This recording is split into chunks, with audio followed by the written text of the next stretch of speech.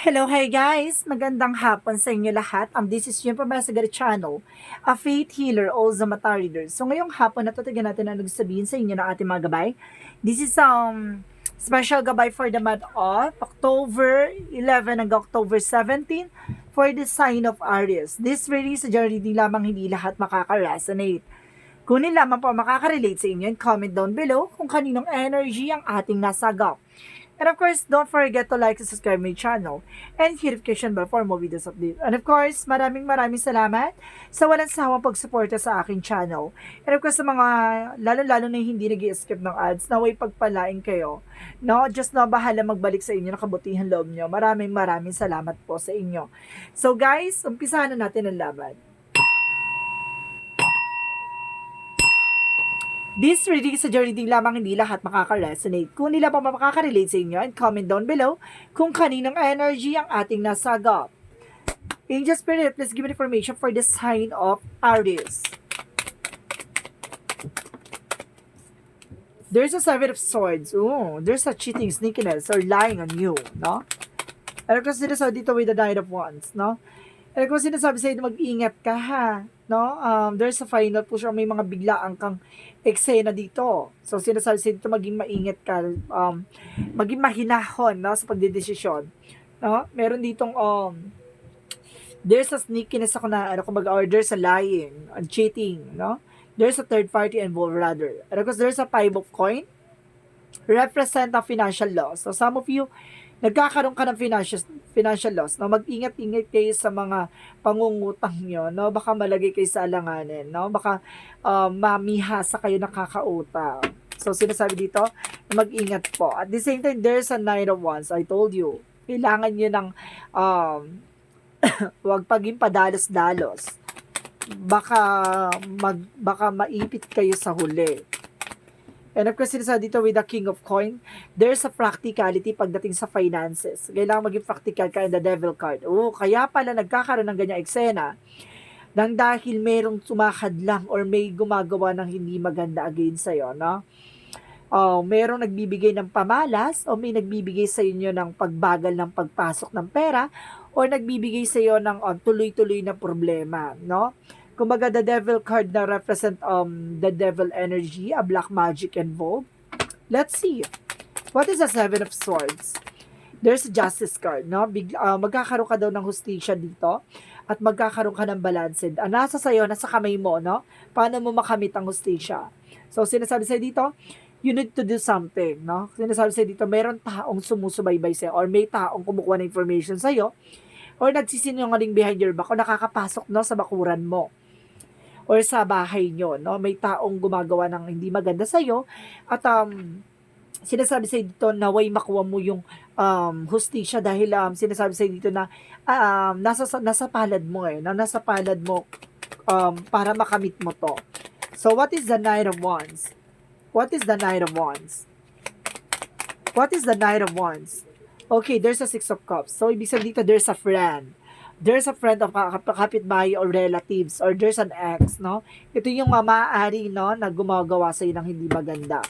So, what is the Five of Coin?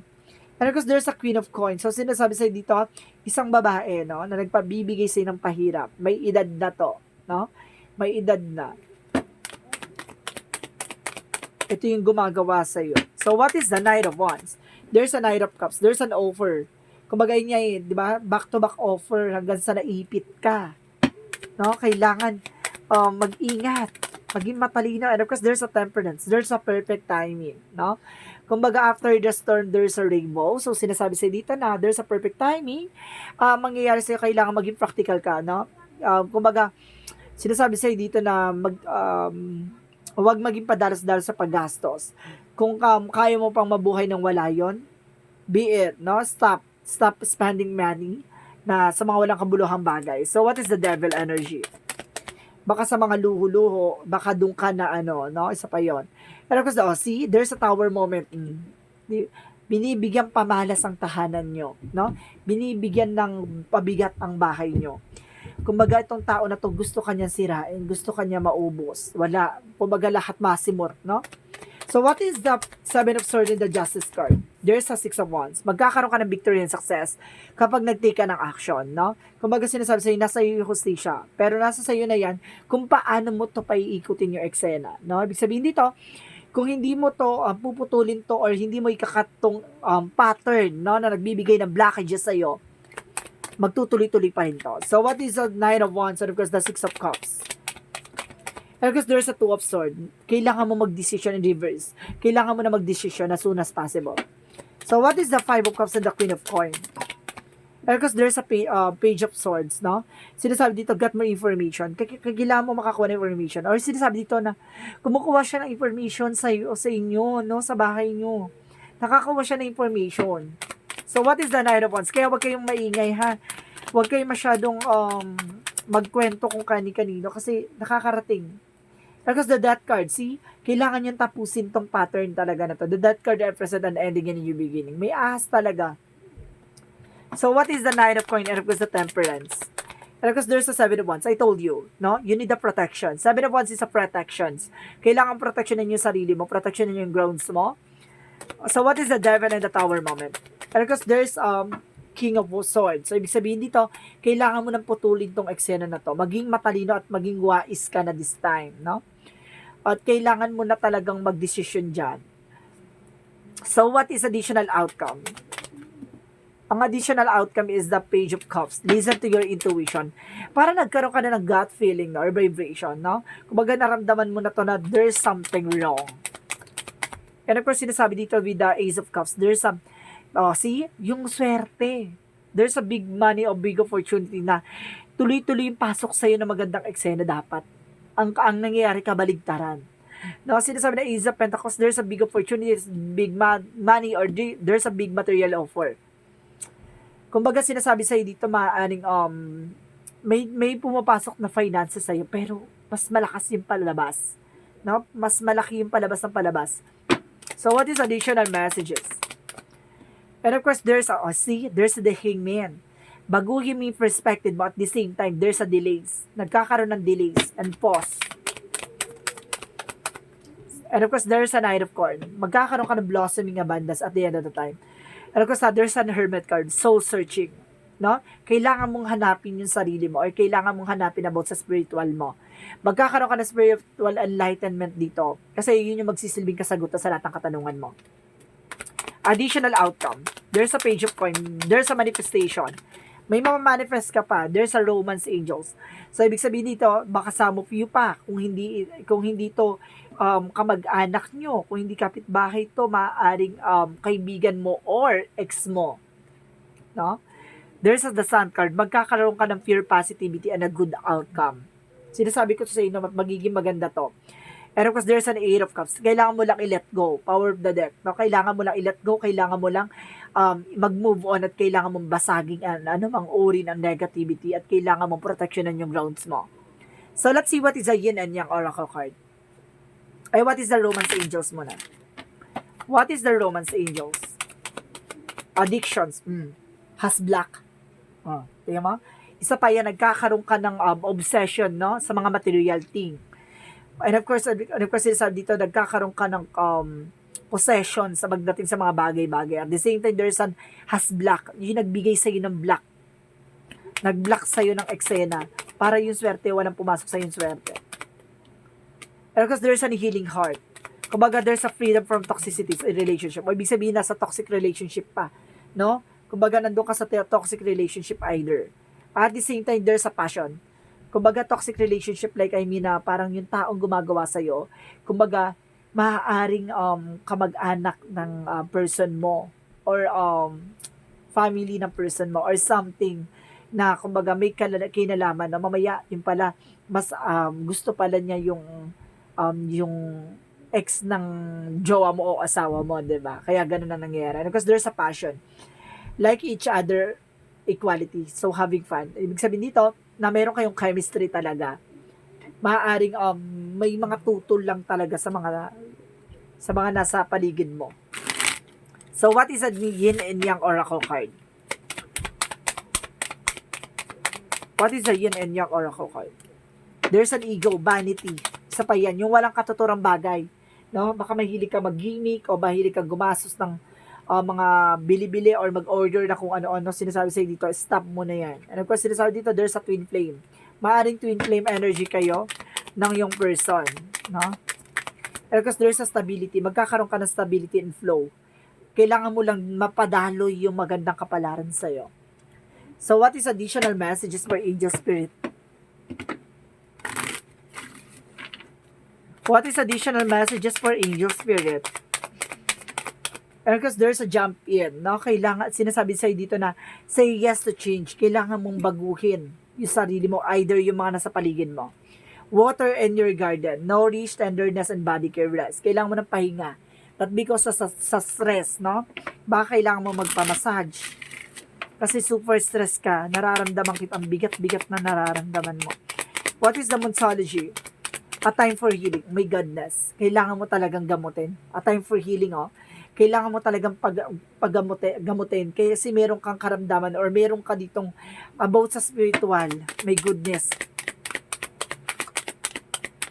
Kaya ang bigat-bigat ng eksena mo. So, what is additional messages dito?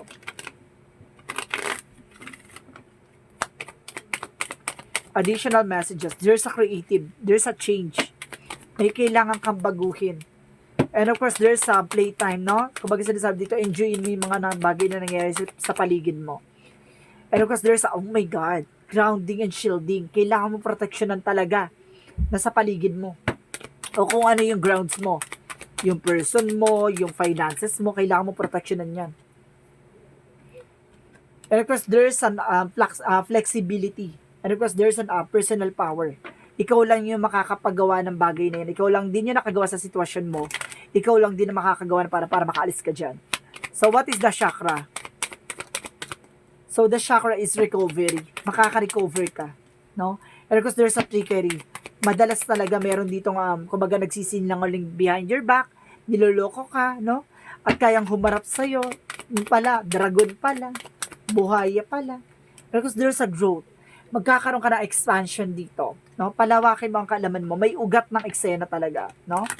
May mismo ugat na pinanggagalingan na to. And of course, there's an author. No, ikaw yung magbibigay, ikaw yung magsusulat ng sarili mong kwento. And of course, career change. Kailangan mo nang baguhin yung galawan, yung ginagawa mo, yung eksena mo, totally. So, what is the energy? What is the energy? There's an happy family. Na magkakaroon ka na yung masayang pamilya. So, some of you sinasabi dito, kailangan nyo magbukod, no? Baka nasa bahay pa kayo ng pamilya ng biyanan mo, no? Maaring kailan yung humiwalay dyan kasi toxic yung situation na yan. And of course, there's a goddess of the moon, no? There's a truth reveal. Maraming revelasyon na magaganap dito. Marami kang matutuklasan at marami kang malalaman. The word card, no? Some of you nasa ibang bansa ka. Or some of you nasa ibang bansa yung person mo. Or some of you, nasa paligid mo lang pala yung mga taong gumagawa sa'yo. A woman holding a heart. O ibig sabihin dito, meron talagang taong may hawak ng puso mo o may taong may hawak ng puso niya or something, no? Kumbaga, there's a cross-watcher, no? Siyang may hawak ng puso mo o ikaw yung mahawak ng puso niya, parang gano'n. Or sinasabi dito, there's a loneliness. Hindi ka nag-iisa. And of course, there's a humor. Not, hindi ka lang dapat tumitingin sa isang side lang. Sa other side, no? May mga bagay na parang meron pa palang mas magandang rason or meron pa palang mas magandang kahihinatnan, di ba? Kumbaga ganon. Huwag ka tumingin sa isang side lang. Maging patas ka. And of course, sinasabi dito, there's a religious factor. May goodness. Meron talagang religious factor dito. There's a spiritual path. Meron talaga about sa spirituality dito, no? Meron talagang there's a mangko. May mangko talaga dito. It's either your may ba yan? There's a toxic family or toxic friends or toxic environment. No? Or toxic ex, no? My goodness. What is Archangel Michael? Self-respect. Kailangan mo respetuhin yung sarili mo, no? Pangalagaan yung sarili mo. Ano po sinasabi sa'yo dito?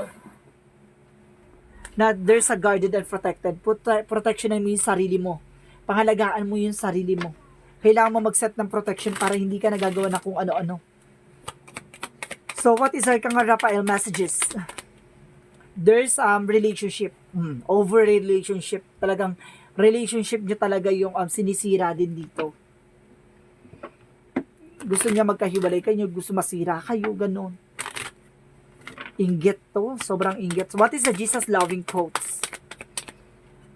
I will not leave you comfortless, I will come to you. Sinasabi ni God dito na hindi kanya iiwan ng parang wala lang or ng luha nandiyan ka sa kalugmukan. Bibigyan ka ng instrumento ni God. No, may mga siguro dahil nabasa mo to para malaman mo kung ano yung nangyayari talaga sa buhay mo. So, sinasabi sa'yo dito na may mga signs or synchronicity sihatid sa'yo ni God in other way, in other factors. Sinasabi sa'yo dito na may mga tao or sitwasyon na ibibigay sa instrumento si God para tulungan ka at para makaalis ka sa sitwasyon mo. So, what is the messages of life? Searching within. Let's see what is the angel's number mo na. Okay, there's 10-10. So, ibig sabihin dito, I am patient. Keep your thoughts positive and be patient in everything is working out of your highest good. Trust that your angels are working behind the scenes to help you. See? Kung baga sinasabi dito na habaan mo yung pasensya mo. Ha? Nandito ka na sa exciting part. No? Kumbaga, nandito na eh. Kumbaga, may swerteng papasok sa'yo. Kailangan mo lang alisin yung blockages. Alisin tong black magic involved. Sinasabi sa'yo dito na magtutuloy-tuloy na to. Habaan mo lang yung pasensya mo. And because we're searching within, what I see outside myself is simply a mirror of my inner self. Today, I empower myself by looking past outer conditions and searching within of the source of difficulty in my life. My inner wisdom will always help me face life challenges and provides my best answer and my greatest healing. As I study myself, I am transformed. Magta-transform ka dito.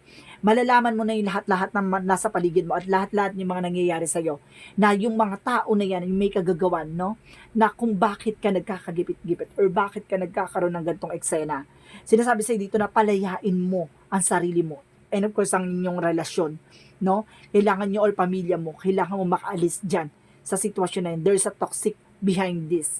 So, sinasabi sa'yo dito na kailangan mong gamutin at kailangan mong sirain ang mga negative energy or black magic involved.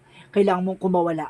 So, guys, this reading is special gabay for the month of October 11 hanggang October 17 for the sign of Aries. This reading is a general reading lamang, hindi lahat makaka-resonate.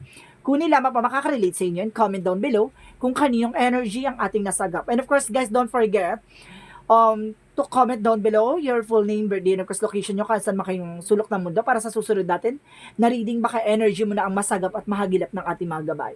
And of course, guys, maraming salamat sa walang sawang pagsuporta sa aking channel. And of course, sa mga walang sawang pagsuporta sa akin channel, sa mga hindi nag-i-skip ng ads, naway pagpalain kayo ng Diyos at may kapal. Bahala na ang Diyos ang magbalik sa inyo ng kabutihan loob nyo. Maraming salamat po. And of course, guys, this reading is a general reading lamang, hindi lahat makaka-resonate. Kung hindi lamang pa makaka-relate sa inyo, and comment down below kung kaninong energy ang ating nasagap. Maraming salamat and see you in the next video. Bye-bye and babush!